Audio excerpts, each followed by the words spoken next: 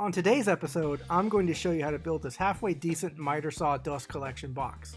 It's not going to win any awards, but you know what? It was cheap and easy to build, it's functional, and it does the job. And welcome to DIY The Art of Wood. I'm Jeremy.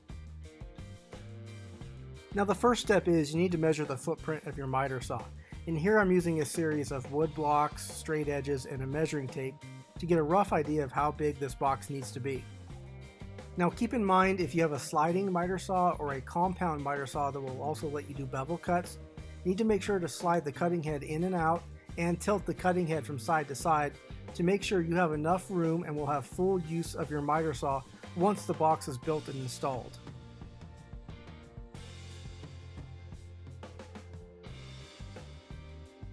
Now this build is quick and dirty. That's just how I like it. And the frame is made entirely out of scrap framing lumber. Now you could get all fancy here if you want and run the lumber through the jointer and the planer and get it all perfectly straight first, but you know what? All I'm doing here is I'm just ripping it on the table saw down to 1 inch by 1 inch square stock, and for this box that'll be totally fine.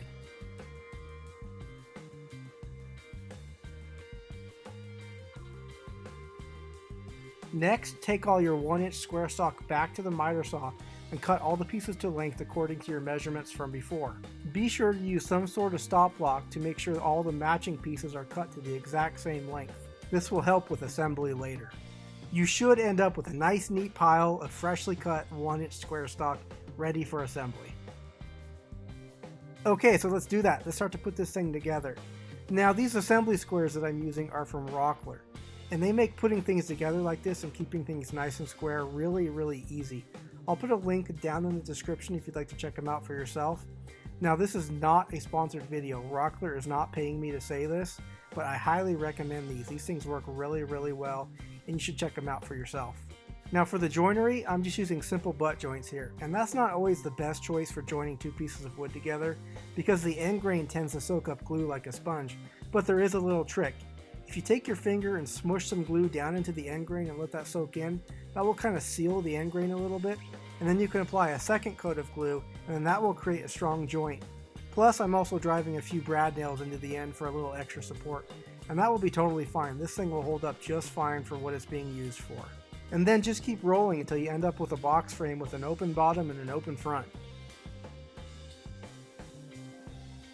Before we move on to the next step, I want to pause for just a minute and say, if this is your first time here, welcome to the channel. I'm glad you're here. And while you're here, consider subscribing. I upload at least one new video a week. And go ahead and leave a comment and let me know what you think of the video. Okay, let's get back to the project. Next, we need to cut the panels. You'll need two sides, a top, and a back. For this project, I'm using 1/4 inch melamine for the paneling, but you can use whatever you have available. MDF, plywood, melamine, anything will work just fine. For this video, I am being purposefully vague on the dimensions of the box I'm building, and that's because it's custom built to fit my saw. If you build one of these, you'll have to design it to fit your saw. I do have one suggestion though for the dimensions of the box you build. Build it as small as you possibly can while still leaving enough room to use your saw. The smaller the box, the more concentrated the suction from the vacuum, and ultimately the more dust it can collect. I do recommend cutting the panels slightly oversized. Then you could just come back later with a flush trim bit on your router to flush things up. It's a lot easier than cutting the panels to the exact size and trying to get everything to line up perfectly. To attach the panels to the wood frame, I used a combination of wood glue and brad nails. Next up, we need to cut a hole in the back panel for the dust chute.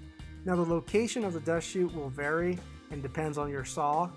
I recommend just trying to line it up with the dust port on the miter saw. That way the dust will be aimed right at the dust chute as it comes out the back of the saw. Once you have the location figured out, trace around the outside edge of the dust chute. Next, just drill a hole in the corner and then grab your jigsaw and start cutting. Now you don't want to cut exactly to the line, you actually want to cut inside the line because you want the lip of the dust chute to catch along the edge to be held in place. Well, I think I forgot to hit the record button on the camera because I'm missing the footage showing me installing the dust chute, but it's pretty simple. I just used some thin strips of melamine and hot glue to hold it in place.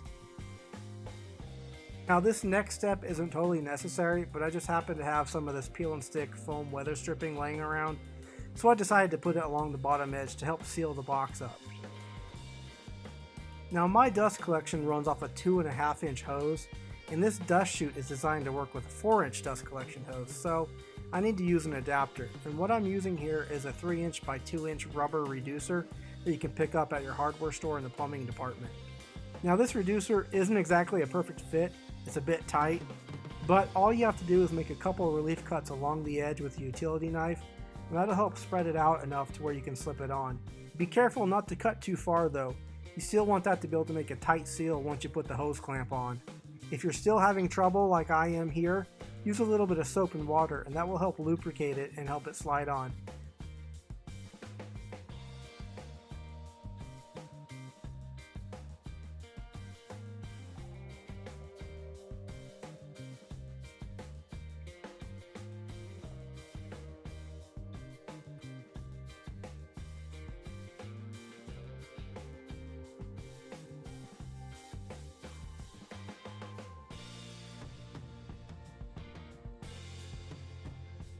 Well, that's pretty much it.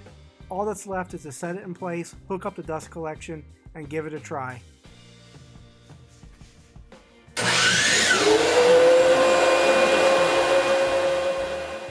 Not too shabby, but wait, something's missing. I've got it. Hang on just a minute.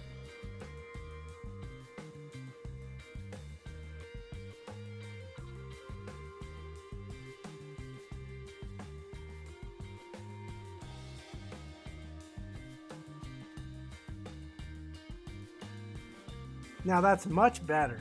Now one step I didn't show on camera is I did use some silicone caulking to seal up all the corners. This dust collection box actually works pretty well. When you're cutting, you can see all the fine dust particles going right into the dust chute. And that really is the key to a good dust collection system. You want to capture as much of the fine sawdust particles as you can, so they don't get in the air and they don't get in your lungs.